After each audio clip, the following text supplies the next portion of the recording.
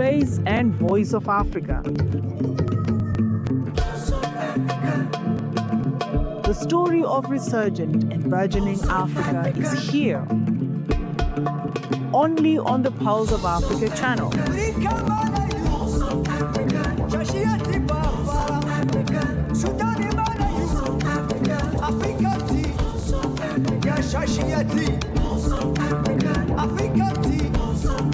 Pulse of Africa, the face and voice of Africa.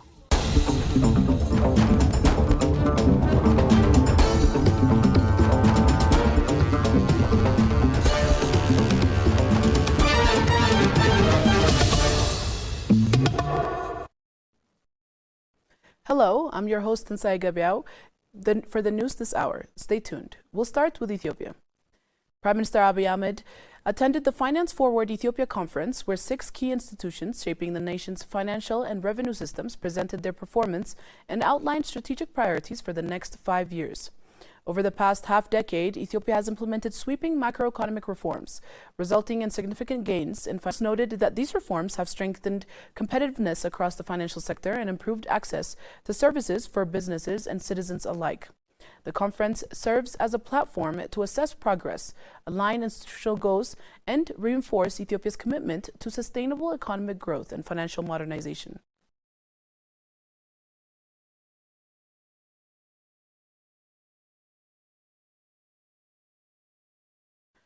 Rabat has been ranked the world's second leading destination for 2026 by Time Out magazine, placing the Moroccan capital among the top global cities for culture and tourism. The ranking highlights Rabat's successful blend of heritage, urban renewal, and cultural dynamism, positioning it alongside destinations such as the Canadian Rockies, Hamburg, and Oaxaca. Once overshadowed by other Moroccan cities, Rabat is now gaining international attention as the kingdom's cultural capital, driven by sustained investment in arts, public spaces, and creative industries. A key milestone in 2026 will be the opening of the Grand Theatre of Rabat, one of Africa's most ambitious cultural projects, strengthening the city's role as a regional hub for performance and creativity.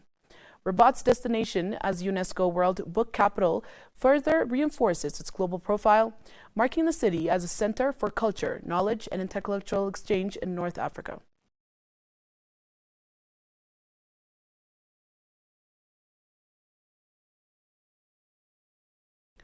Gabon has accelerated its digital transformation drive with new initiatives aimed at modernizing public finance management and improving government service delivery.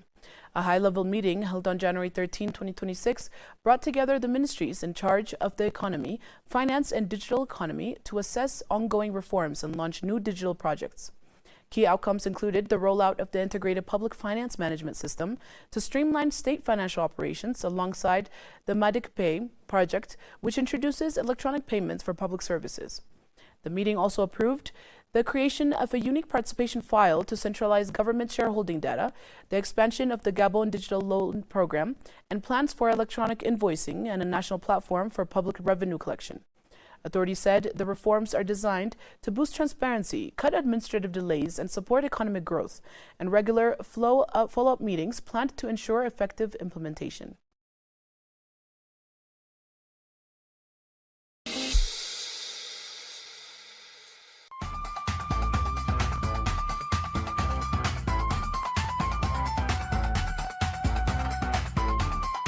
In Ethiopia, more homes and businesses now have access to electricity. Access to power supports education, healthcare, and local businesses. Light changes lives.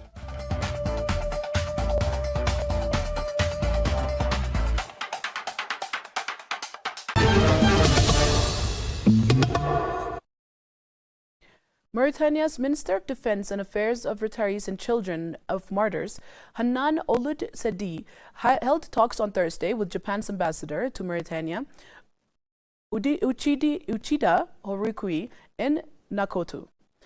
The meeting focused on existing areas of cooperation between Mauritania and Japan, with emphasis on strengthening bilateral relations in defense-related sectors. Discussions also covered collaboration linked to the ministry's portfolio, including matters concerning retirees and the children of martyrs.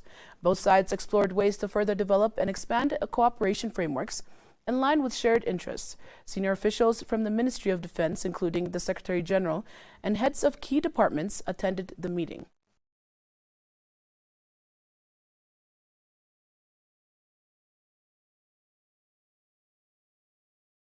Kenya has secured a preliminary trade agreement with China, granting 98.2% of its exports duty-free access to Chinese market, the Ministry of Trade announced on Thursday.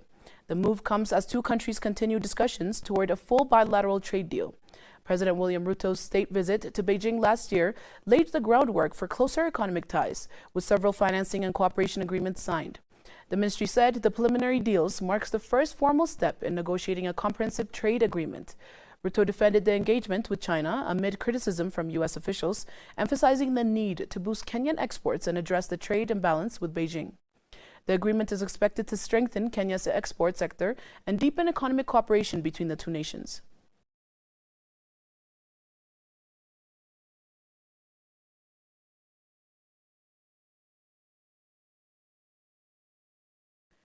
Vice President Kashim Shettima has urged African entrepreneurs to unite and fully leverage the continent's vast economic and human resources.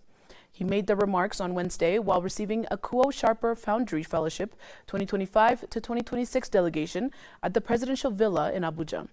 The delegation, led by Dina Sheriff, Executive Director of the Kuo Sharper Center at MIT, briefed Shettima on the center's global entrepreneurship initiatives.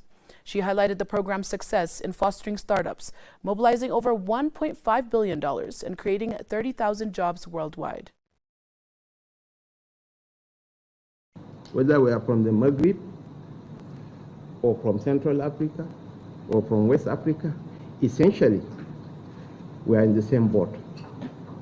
I wish to warmly welcome you to Nigeria. MIT is an institution. Your alumni of 30,000 people were able to generate 1.9 trillion to almost 2 trillion, which is the equivalent of the 9th largest economy in the world.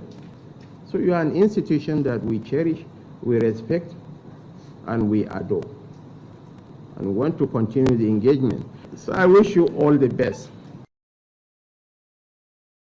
Shettima encouraged African business leaders to tap into MIT's resources, networks to drive innovation, investment, and sustainable job creation. He stressed that collective action and professional unity across sectors and borders are key to unlocking Africa's opportunities. He also praised President Bola Tinubu's efforts to transform Nigeria's economy through bold policy decisions aimed at improving livelihoods. Africa is the new frontier, but its people must unite to transform potential into tangible results, he said. Sheriff affirmed the center's commitment to supporting African startups and strengthening collaboration across the continent, emphasizing Nigeria's emerging role as a leading hub for entrepreneurship.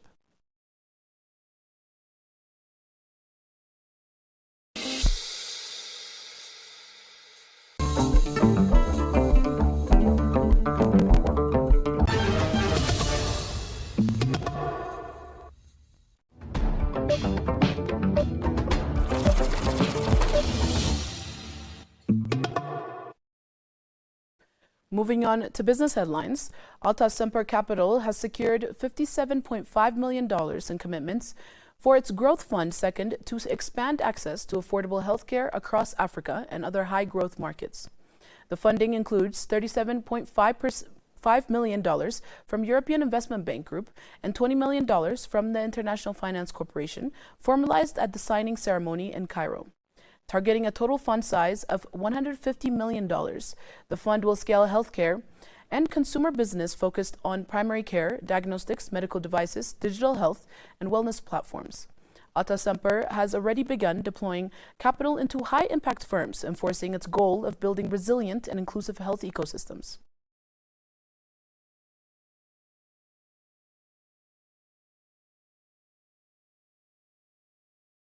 Angola's central bank has lowered its benchmark interest rate by 100 basis points to 17.5%, marking its largest policy easing in more than a year as inflation continues to slow faster than expected.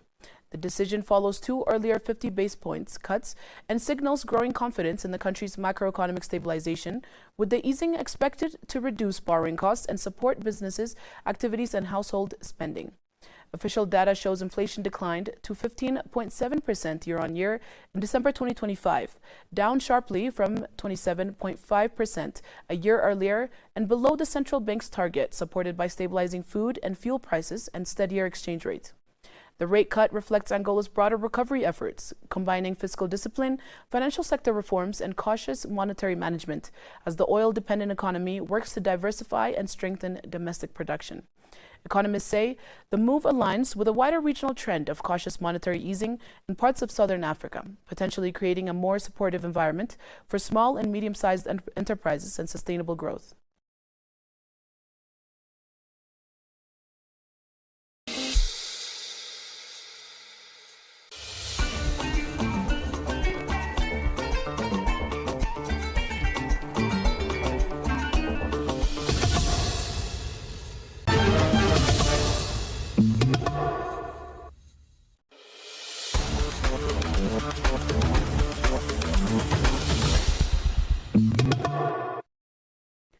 Now to sports.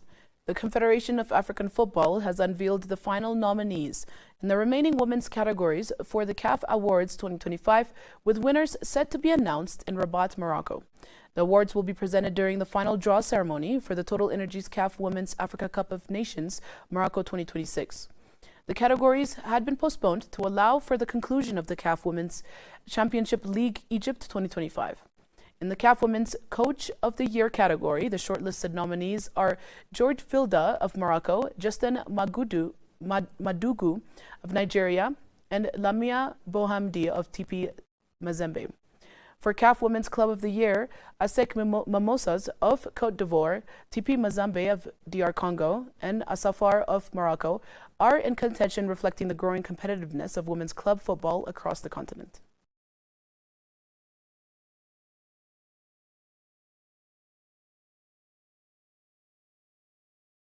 That's all for this hour. Thank you for tuning in, and goodbye.